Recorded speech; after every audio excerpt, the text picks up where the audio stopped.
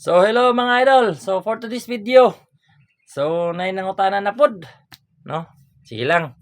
Di man tayo expert pero at least na tayo idea. So katong about sa transfer of ownership mga idol. So ang akong kuan na nangutana sa kuha nga okay na kay kumpleto na ang problema. Ang iya na sakyanan nga napalit na naka-encumbered, no? So makita na nimo sa ibabaw sa CR nimo diri nga side o sa MB file number na dito ay nakabutang encumbered. So sa buta na mga idol siguro naka-loan siya or nakakuan siya sa finance, no? So unang naka-encumbered, so dapat pag transfer na nimo sa imong pangalan na so ma-clear na pud tong encumbrance nya. Gawas sa deed of sale mga idol nga imong na ano inyong gikuan sa execute sa both parties, sa vendor sa vendi, napay lahi nga papel ng kinahanglanon. So mao na siya mga idol para mga tangtang ang encumbrance sa imong sakyanan. So need nga i-secure nimo is ang first release of chattel mortgage kung asa to dapit nakakuha, no?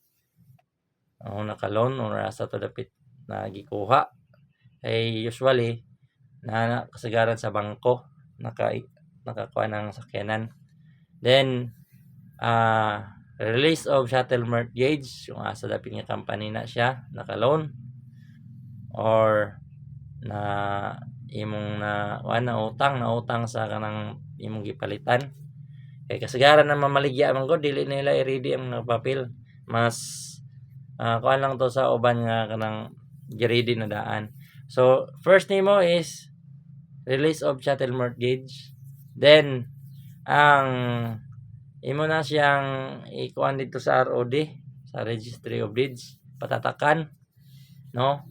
So patatakan nimo nya dapat nakanotaryo po na mga idol ang iyahang release of chattel mortgage. Unya nanglan pud ang resibo mga idol, resibo sa Registry of Deeds. So color pink na siya.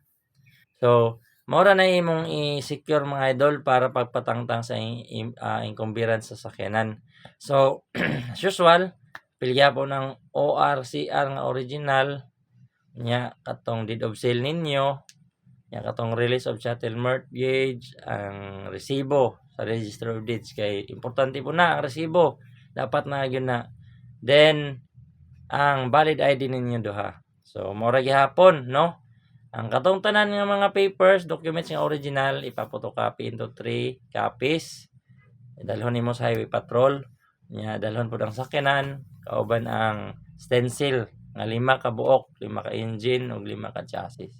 Kay for reservation na ang isa or duha ana para sa LTO.